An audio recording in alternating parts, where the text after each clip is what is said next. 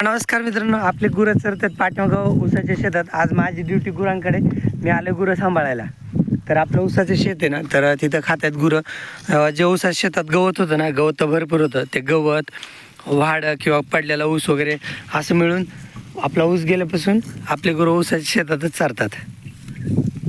हा काटवांतला पूर्ण ऊस गेलाय आणि तळ्याकडचं जे शेवटचं एक शेत आहे ना, तर 2 शेतं गुरांना ठेवायचे आणि 1 शेत पाठवायचे. मी तर तिन्ही पण शेतं गुरांना ठेवायचे म्हणलं होतं, पण पप्पा म्हणतायत की एका शेतातला आपण कारखान्याला पाठवतो ऊस. तर मग एका शेतातला पाठवायचा आणि कारखान्याचं बिल म्हणजे त्या स्लिपा असतात ना, तर एकूण किती ऊस भरला हे आणखीन मला माहीत नाही. मला माहीत झालं ना तर पुढच्या व्हिडिओत सांगतो मी. तरी अंदाजे माझ्यामध्ये काही 40 टनाच्या पुढे भरला नसेल, म्हणजे 40 ते 50 टन ऊस भरला असेल. ते पण पावती आल्यावर तुम्हाला क्लिअर सांगेल. ह्याच्यात मेहनतच केली होती, पण माझं काही इकडं विशेष नाही, म्हणजे माझा संबंधच नाही. मी आपल्या घरापासलं शेत आहे ना, तर तिथंच होतं, म्हणजे तेच पीक बघायला होतं.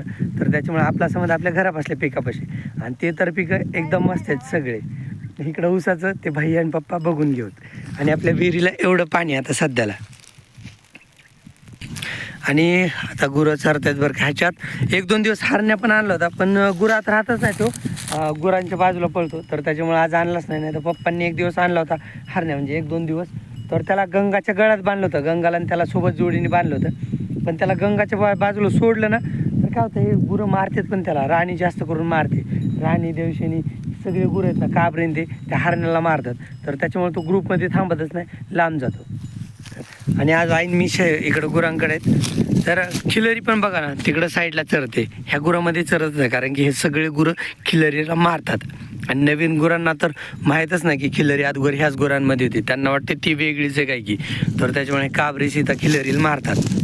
ह्याचे जे बारके ऊसाचे कोमाळे असतात ना, ते ऊसाचे कोमाळे, पडलेलं वाडं किंवा लोळलेला जो ऊस असतो ना, जो तोडणारा कोण तोडून चुकून खाली राहिलं ना, तर तसा ऊस ह्याच्यात खायला भेटतो गुरांना. किंवा गवत बगळे तर लय मोठे तरी, त्या बघा तिकडं आत्ता उडून गेले, मी गुरामध्ये आलो मग त्याच्यामुळं. नाही तर गुरापाशी नाही थांबला आपण तर 30 बगळे तरी असतात, 20-30 बगळे. आता 10 बगळे तर सध्याला आहे बघा. इकडे 3 आहेत, ही समोर 4, 7 आणि ते पुढचे 3, 10 बगळे तर सध्याला आहेत. आणि 10-15 बगळे उडून गेलेत. तिकडं लिंबाच्या झाडावर एक बसलाय.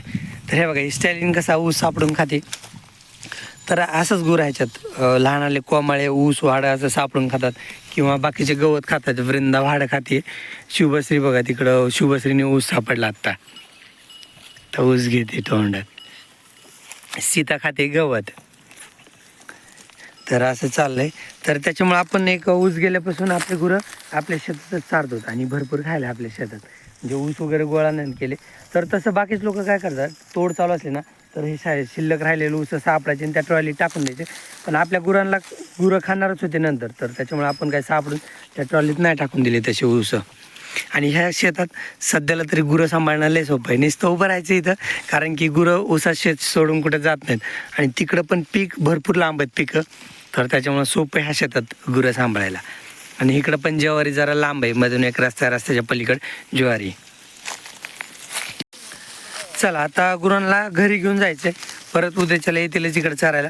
आणि आज काय ना, आई पप्पांना जरा बाहेर जायचं ना, तर त्याच्यामुळं आता घरी घेऊन जातो गुरांना. कारण की मला परत भैया पण बाहेर गेलाय, तर मी एकटाच घरी आहे. मग मला परत घरच्या गुरांचं पण बघायचं ना, तर त्याच्यामुळं मी आता गुरांना घरी घेऊन जातोय.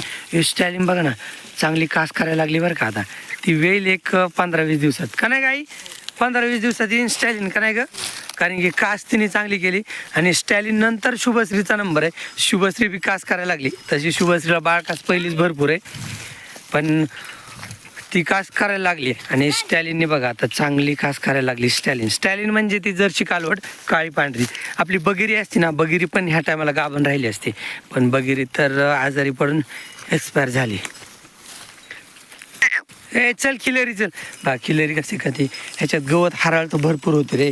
तर बघा ही हराळ वाळून गेली, पण गुरं हेच खातात. इकडे चरा येणारे गुरं काय पण खातात. बैलेले नाटकेत आपले. चला आता घेऊ ह्यांना घरी. ए खिलरी चल. खिलरी बघा, सगळे गुरं कसे ग्रुपने चालतात, खिलरी वेगळी चलते. हे मारतात ना बाकीचे तिला. ए वृंदा चल. काबरी अरे हाय की, चल ना. शिवश्री चल. हा आपला काटवातल्या शेतातला खपली हो. सध्याला ह्यो बी हाईटला बरा झालाय, पण जास्त नाही एवढा बरा आहे. छाती एवढा एवढाच पाहिजे. आणि हा पिवळा जो आहे तो ताग आहे ह्याच्यात. फक्त ह्या तागाला शेंग आले ना तर ह्या गव्हामध्ये येऊ नयेत. म्हणजे आपल्याला हार्वेस्टरनी गहू काढायचा ना मिशनने, तर मिशनसोबत गव्हासोबत ह्याच्या तागाच्या शेंगा पण येऊ नयेत. म्हणजे नाही आल्या तर चांगलंच आहे आणि नाही त्याला पाहिजे तोपर्यंत ना ह्या तागाच्या शेंगा परिपक्व होऊन खाली पडायला पाहिजेत. म्हणजे ह्या गव्हासोबत यायचे नाहीत. नाही तर ताग जर गव्हात आला ना परत निवडायला प्रॉब्लेम होईल आपल्याला, म्हणजे वेगवेगळं करायला. हे बघा ही सीता खाली पाणी आलं राव थोडं थोडं. सीता चल इकडे. हे नंदिनी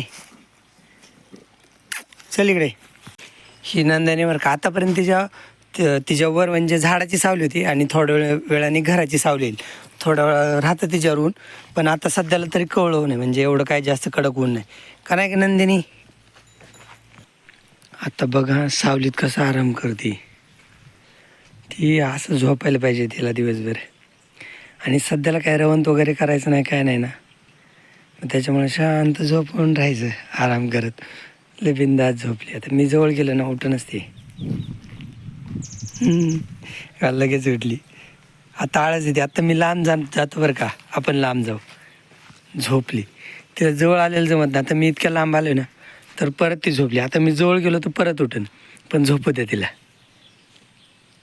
कशी इकडंच बघत तिचं माझ्याकडेच लक्ष आहे. मी जवळ गेलो तर लगेच उठन. त्याच्यामुळे मी जवळ जाणारच नाही तिला झोपू दे. आता घरी आल्यानंतर ना एकदा संध्याकाळच्या ह्यांना खायला टाकून घेतले. फक्त खिलरिंग काबरी राहिल्यात तर टाकतोच मी त्यांना पण. इकडं हिऱ्याला ठेवले, गौरांगला टाकले खायला.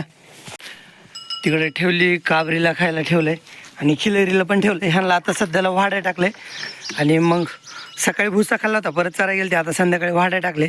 आता टाकायची गरज नाही ह्यांना. मग आपले बटाटे आता पाणी द्यायचं नाही काय नाही, आता काढायला चालेत. काढायचेत आपल्याला एक 7-8 दिवसांनी. गुरं आल्यानंतर त्यांनी आराम केला होता. परत आराम करून आत्ता त्यांना ऊसाची कुट्टी खायला टाकली. परत आता सगळे खात आहेत. ऊसाची नाही, वाड्याची कुट्टी टाकली. मी ऊसच म्हटलं. वाडं आता फक्त एवढं गाडीमधलं शिल्लक आहे. त्या लोकांना लय भांडणं करून म्हणजे लय झंझट घालून मागितलं होतं त्यांना, तर त्यांनी मागितलेलं वाडं आणखीन आपल्याकडं आहे. जस्ट उद्याच्याला वाडं संपून जाईल. आता वाड्याची कुट्टी अशी होती, जरा वाळून गेले वाडं, कारण 2-3 दिवस झालं ना तुटून आलेलं. म्हणजे बरेच दिवस झाले तुटलेलं, त्याच्यामुळे थोडं वाळलं ते. आता सध्याला आपले आंबे एवढे झालेत बघा. हा एक आंबा दिसतोय समोर, तर एवढाले झालेत.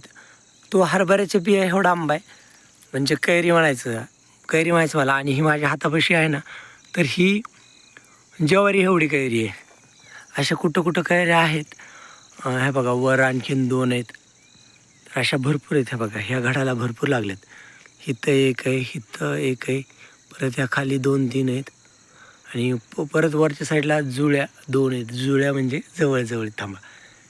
हे बघा ह्यावाले 2.